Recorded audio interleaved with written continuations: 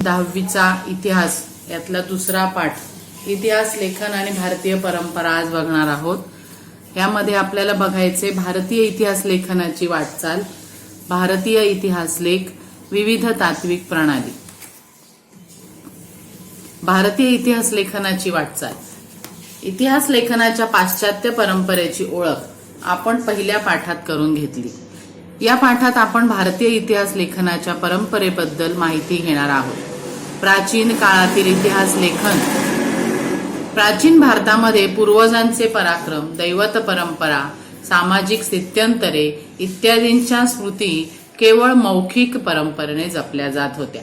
प्राचीन भारतामध्ये काय व्हायचं, पूर्वजांचे जे पराक्रम होते, म्हणजे आपल्या पूर्वजांनी जे काही पराक्रम केले युद्धामध्ये ते पराक्रम, त्याच्यानंतर दैवत परंपरा म्हणजे परंपरेपासून चालत आलेल्या दैवी पूजा, ह्या सर्व परंपरा, त्याच्यानंतर सामाजिक स्थित्यंतरे, ह्या सगळ्यांच्या स्मृती म्हणजे आठवणी केवळ मौखिक परंपरेने जपल्या जात होत्या, म्हणजे एकाकडून दुसऱ्याला सांगितल्या जात होत्या। हडप्पा संस्कृतीमध्ये मिळालेल्या प्राचीन लेखांच्या आधारे भारतामध्ये लेखन कला इसवी सनापूर्वी 3ऱ्या सहस्त्रकापासून किंवा त्याही पूर्वीपासून अस्तित्वात होती असे दिसते, परंतु हडप्पा संस्कृतीची लिपी वाचण्यात अजून यश मिळालेले नाही। म्हणजे अजून हडप्पा संस्कृतीची लिपी आपल्याला वाचता येत नाही। भारतातील ऐतिहासिक स्वरूपाचे सर्वाधिक प्राचीन लिखित साहित्य हे कोरीव लेखांच्या स्वरूपातील आहे। त्याची सुरुवात म्हणजे मौर्य सम्राट अशोकाच्या काळापासून, म्हणजेच इसवी सनापूर्वी 3ऱ्या शतकापासून होते। सम्राट अशोकाचे कोरीव लेख हे प्रस्तरांवर आणि दगडी स्तंभावर कोरलेले आहेत। सम्राट अशोकांचे कोरीव लेख लिहून घ्या। सम्राट अशोकाचे कोरीव लेख हे प्रस्तरांवर आणि दगडी स्तंभावर कोरलेले आहेत।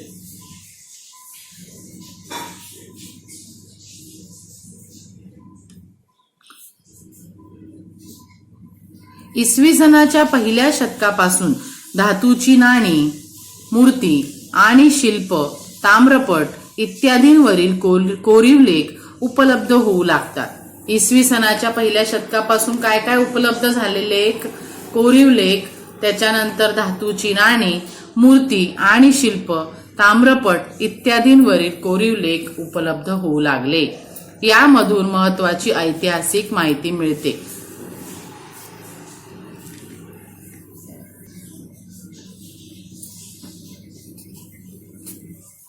या सर्व प्रकारच्या कोरीव लेखांमुळे संबंधित राजाचा काळ, वंशावळ, राज्यविस्तार, तत्कालीन शासन व्यवस्था, महत्वाच्या राजकीय घडामोडी, तत्कालीन सामाजिक रचना, हवामान, दुष्काळ यासारख्या महत्वाच्या बाबींची माहिती मिळते।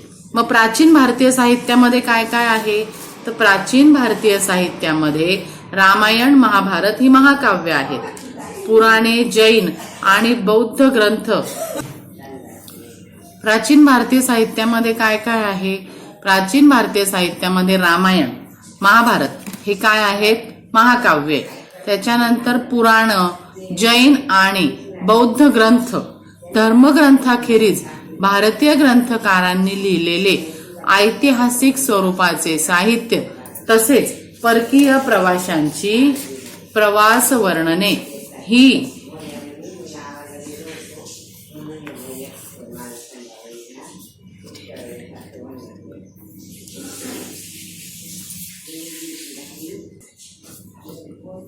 प्रवास वर्णने ही इतिहास लेखनाची महत्वाची साधने मानली जातात।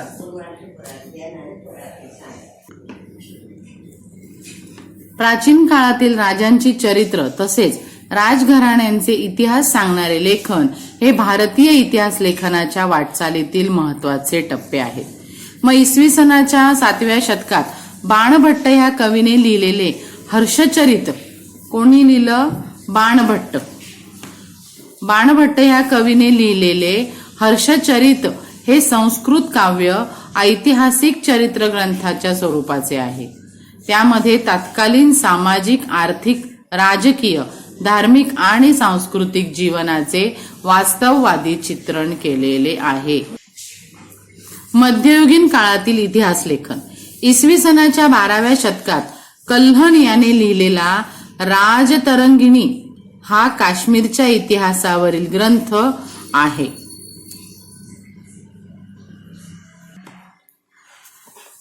आता इसवी सनाच्या 12व्या शतकामध्ये कल्हण याने लिहिलेला राजतरंगिणी हा काश्मीरच्या इतिहासावरील ग्रंथ आहे. या ग्रंथामध्ये इतिहास लेखन शास्त्र शुद्ध कसे असावे याच्या आधुनिक संकल्पनेशी हा ग्रंथ जवळचे नाते सांगतो. त्यामध्ये अनेक कोरीव लेख, नाणी, प्राचीन वास्तूंचे अवशेष, राजकुलांच्या अधिकृत नोंदी आणि स्थानिक परंपरा अशा अनेक साधनांचा चिकित्सक अभ्यास करून आपण हा ग्रंथ रचला असा उल्लेख कल्हणाने केला आहे. मध्ययुगीन भारतामध्ये मुस्लिम राजकर्त्यांच्या दरबारातील इतिहासकारांच्या लेखनावर अरबी आणि फारसी इतिहास लेखनाच्या परंपरेचा प्रभाव असलेला दिसतो. मध्ययुगीन मुस्लिम इतिहासकारांमध्ये झियाउद्दीन बर्नी हा एक महत्वाचा इतिहासकार होता. कोण होता महत्वाचा इतिहासकार? झियाउद्दीन बर्नी. तारीख ई फिरोज शाही या त्याच्या ग्रंथात त्याने इतिहास लेखनाचा हेतू स्पष्ट केला. कोण होता? मुस्लिम इतिहासकार झियाउद्दीन बर्नी. आणि त्याचा ग्रंथ कोणता? तारीख ई फिरोज शाही हा त्याचा ग्रंथ. या ग्रंथात त्याने इतिहास लेखनाचा हेतू स्पष्ट केला आहे. त्याच्या मते इतिहासकाराचे कर्तव्य फक्त राजकर्त्यांच्या पराक्रमाचे आणि कल्याणकारी धोरणांचे वर्णन करून संपत नाही, तर त्यांच्या दोषांचे आणि चुकीच्या धोरणांचे चिकित्सक विवेचनही त्याने करायला हवे. एवढेच नव्हे तर संबंधित काळातील विद्वान व्यक्ती, अभ्यासक, साहित्यिक आणि संत यांचा सांस्कृतिक जीवनातील प्रभावही लक्षात घ्यायला हवा. बर्नीच्या या विचारसरणीमुळे इतिहास लेखनाची व्याप्ती अधिक विस्तारली. अल्बेरुनीने विविध ज्ञानशाखांमध्ये भारतीयांनी केलेली कामगिरी आणि भारतातील समाज जीवन या संबंधी माहिती अरेबिक भाषेत लिहून ठेवली आहे. कोणत्या भाषेत लिहिली? अरेबिक भाषेत. मग पुढील काळात अनेक परदेशी इतिहासकारांनी भारताविषयी माहिती देणारे ग्रंथ लिहिले. या पुढील काळात अनेक परदेशी इतिहासकारांनी भारताविषयी माहिती देणारे ग्रंथ लिहिले. त्यातील हसन निमाजी लिखित ताजुल मासिर, मिन्हाज ई सिराज लिखित तबाकत ई नासिरी, अमीर खुसरो यांचे विपुल लेखन तुझुक ई तिमुरी हे तैमूरलंग यांचे आत्मचरित्र, याह्या बिन अहमद सरहिंदी लिखित तारीख ई मुबारक शाही यासारखे ग्रंथ महत्वाचे आहेत. त्यांच्या लेखनातून आपल्याला भारतातील मध्ययुगीन कालखंडासंबंधी महत्वाची माहिती मिळते. परदेशी प्रवाशांनी लिहून ठेवलेले वृत्तांतही भारताच्या इतिहासाची महत्वाची साधनं आहेत. कुठली आहेत ती साधनं? तर Ibn Battuta, Abdul Razzaq, Marco Polo, Nicolo Conti, Barbosa, Domingos Paes हे त्यापैकी आहेत. त्यांच्या लेखनातून मध्ययुगीन भारतासंबंधाची ऐतिहासिक माहिती मिळते. ईश्वरदास नागर, भीमसेन सक्सेना, खाफी खान आणि निकोलाय मनुची हे बादशहा औरंगजेबाच्या काळातील इतिहासकार होते. मुघल काळातील इतिहास समजून घेण्यासाठी त्यांचे लेखन अत्यंत महत्वाचे आहे. मुघल बादशहाच्या दरबारातील इतिहासकारांच्या लेखनात राज्यकर्त्यांची स्तुती आणि त्यांच्या बद्दलची निष्ठा या पैलूंना विशेष महत्व प्राप्त झाले होते. त्याखेरीज त्यांच्या वर्णनात समर्पक पद्य उतारे आणि सुंदर चित्रांचा अंतर्भाव करण्याची पद्धतही सुरू झालेली दिसते.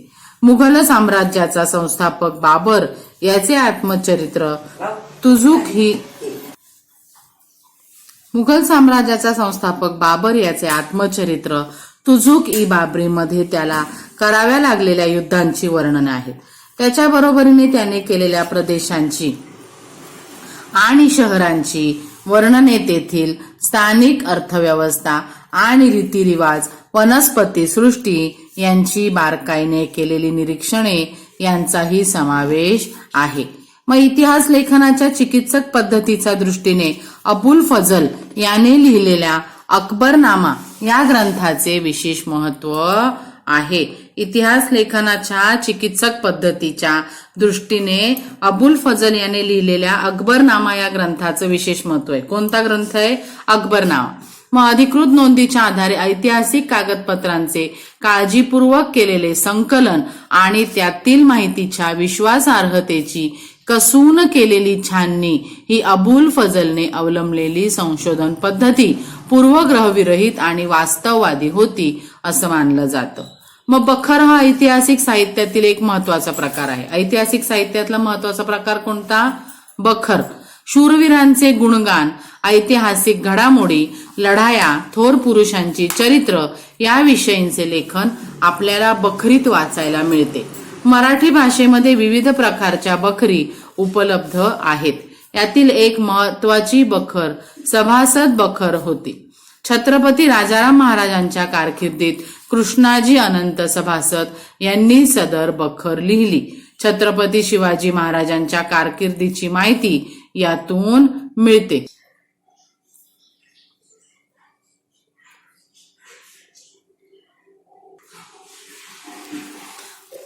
भाऊसाहेबांची बखर या बखरीत पानिपतच्या लढाईचे वर्णन आहे. भाऊसाहेबांची बखर या बखरीत पानिपतच्या लढाईचे वर्णन आहे. याच विषयावर आधारित पानिपतची बखर अशी ही स्वतंत्र बखर आहे. होळकरांची कैफियत या बखरीतून आपणास होळकरांचे घराणे आणि त्यांचे योगदान समजते. बखरींचे चरित्रात्मक, वंशानुचरित्रात्मक, प्रसंग वर्णनात्मक, पंथीय, आत्मचरित्रपर, कैफियत, पौराणिक आणि राजनीतीपर असे प्रकार आहेत. बखरींचे प्रकार कुठले? बखरींचे चरित्रात्मक, वंशानुचरित्रात्मक, प्रसंग वर्णनात्मक, पंथीय, आत्मचरित्रपर, कैफियत, पौराणिक आणि राजनीतीपर असे प्रकार आहेत. पुढचा भाग आहे आधुनिक काळातील इतिहास लेखन आणि ब्रिटिश इतिहासकार. 20व्या शतकात ब्रिटिशांच्या राजवटीत भारतीय पुरातत्वाच्या अभ्यासाला सुरुवात झाली. भारतीय पुरातत्व सर्वेक्षण खात्याचे पहिले सरसंचालक कोण होते? तर अलेक्झांडर कनिंगहॅम. कोण होते? Alexander Cunningham. मग अलेक्झांडर कनिंगहॅमच्या देखरेखीखाली काय झालं? तर अलेक्झांडर कनिंगहॅमच्या देखरेखीखाली अनेक प्राचीन स्थळांचे उत्खनन केले गेले. त्यासाठी त्यांनी प्रामुख्याने बौद्ध ग्रंथांमध्ये उल्लेख असलेल्या स्थळांवर लक्ष केंद्रित केलं. पुढे जॉन मार्शल याच्या कारकिर्दीत हडप्पा संस्कृतीचा शोध लागला. हडप्पा संस्कृतीचा शोध कोणाच्या कारकिर्दीत लागला? जॉन मार्शल याच्या कारकिर्दीत लागला. आणि भारतीय संस्कृतीचा इतिहास इसवी सनापूर्वी 3ऱ्या सहस्त्रकापर्यंत किंवा त्याहूनही पूर्वीपर्यंत जाऊ शकतो हे सिद्ध झालं. मग भारतामध्ये आलेल्या अनेक ब्रिटिश अधिकाऱ्यांनी भारतीय इतिहासासंबंधी लेखन केले. त्यांनी केलेल्या लेखनावर ब्रिटिशांच्या वसाहतवादी धोरणाचा प्रभाव असलेला दिसतो. जेम्स मिल याने लिहिलेल्या the history of British India. कोणी लिहिलं? जेम्स मिल याने लिहिलेल्या the history of British India या ग्रंथाचे 3 खंड काय झालं? या ग्रंथाचे 3 खंड 1817 साली प्रसिद्ध झाले. मग ब्रिटिश इतिहासकाराने भारतीय इतिहासावर लिहिलेला हा पहिला ग्रंथ आहे. भारतीय इतिहासावर लिहिलेला पहिला ग्रंथ कोणता? जो ब्रिटिश इतिहासकाराने लिहिला होता the history of British India आणि तो लिहिला होता 1817 साली. त्याच्या लेखनात वस्तुनिष्ठ दृष्टिकोनाचा अभाव आणि भारतीय संस्कृतीच्या विविध पैलू संबंधीचा पूर्वग्रह दूषित दृष्टिकोन स्पष्टपणे उमटलेला दिसतो. सन 1841 मध्ये माउंट स्टुअर्ट एल्फिस्टन यांनी द हिस्ट्री ऑफ इंडिया हा ग्रंथ लिहिला. 1841 मध्ये कोणी लिहिला? 1841 मध्ये माउंट स्टुअर्ट एल्फिस्टन यांनी द हिस्ट्री ऑफ इंडिया हा ग्रंथ लिहिला. माउंट स्टुअर्ट एल्फिस्टन हे मुंबईचे गव्हर्नर होते. कोण होते माउंट स्टुअर्ट एल्फिस्टन?